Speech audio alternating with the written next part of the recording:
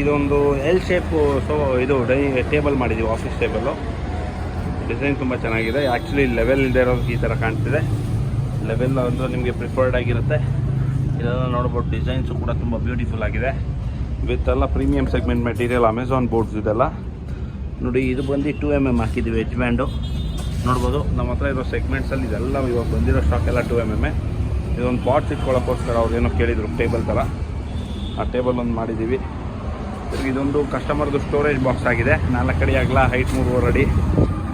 Brand logo ಕೂಡ ನೋಡ್ಬೋದು ನೀವು ಇಲ್ಲಿ ಕ್ಲಿಯರಾಗಿ ಕಾಣ್ತಾ ಇದೆ. ಎಲ್ಲ ಬಂದು ಪ್ರೀಮಿಯಂ ಸೆಗ್ಮೆಂಟ್ ಹೇಳ್ದಂಗೆ ನೋಡಿ. 2mm ಎಜ್ ಬ್ಯಾಂಡ್ ಇದು. ಡೋರ್ಸ್ಗೆಲ್ಲ 2mm ಯೂಸ್ ಆಗಿದೆ.